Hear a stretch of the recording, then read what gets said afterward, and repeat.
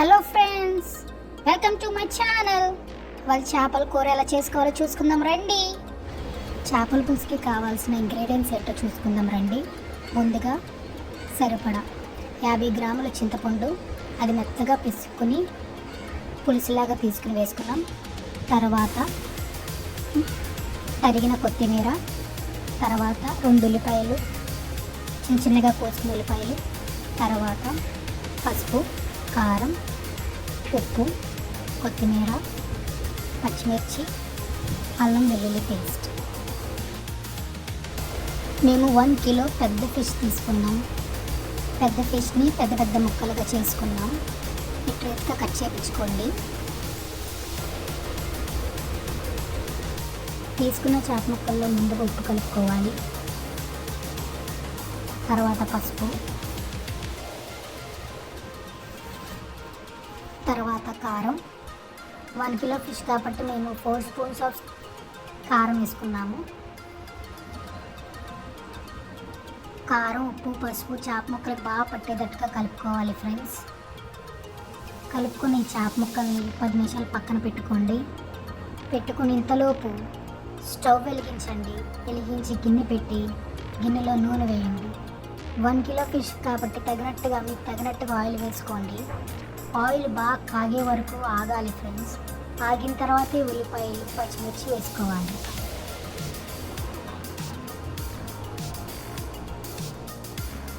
ఇవి ఒకసారి తిప్పుకోవాలి.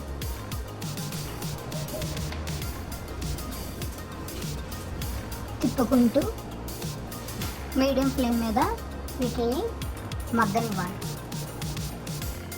మగ్గుతున్న ఉల్లిపాయలు 10 నిమిషాలు వదిలేసి ఒక 10 నిమిషాల తర్వాత చూస్తే మనకి ఇలా ఉడుకుతూ ఉంటాయి.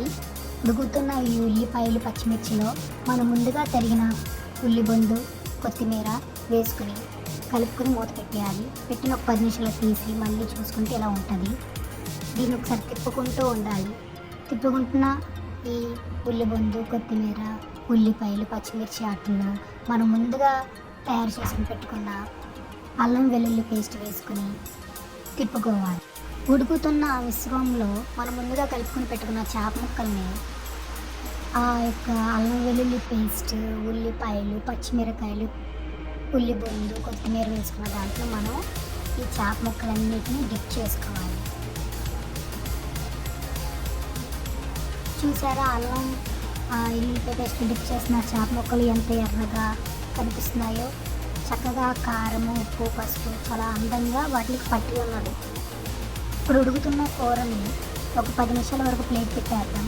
ఒక 10 నిమిషాల తర్వాత ప్లేట్ తీసి చూస్తే ఉడుకుతున్న చేప ముక్కల్లో మనం ముందుగా కలుపుకున్న చింతపండు పులుసుని ఈ చేప ముక్కల్లో వేసుకోవాలి ఫ్రెండ్స్.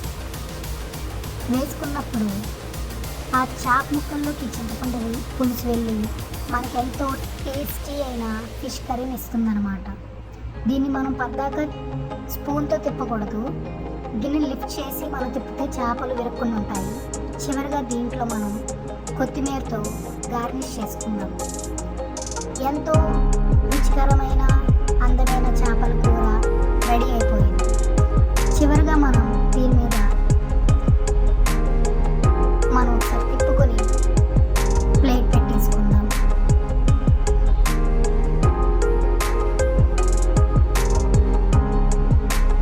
ఫ్లేమ్లో ఒక 5 మినిట్స్ ఉంచి కట్టేసి తర్వాత ఒకసారి ఓపెన్ చేసి చూడండి ఫ్రెండ్స్, ఎంతో రుచికరమైన చేపల కూర రెడీ అయిపోయింది. దీన్ని ఒక బౌల్లోకి సర్వ్ చేసుకుందాం. ఇదిగోండి, ఎంతో రుచికరమైన చేపల కూర రెడీ అయిపోయింది. ఉప్పు, కారం ఎంతో చక్కగా పట్టిన చేపల కూర. ఇంకెందుకు ఆలస్యం, ట్రై ఇట్ ఫ్రెండ్స్. లైక్ చేయండి, షేర్ చేయండి, సబ్స్క్రైబ్ చేయండి.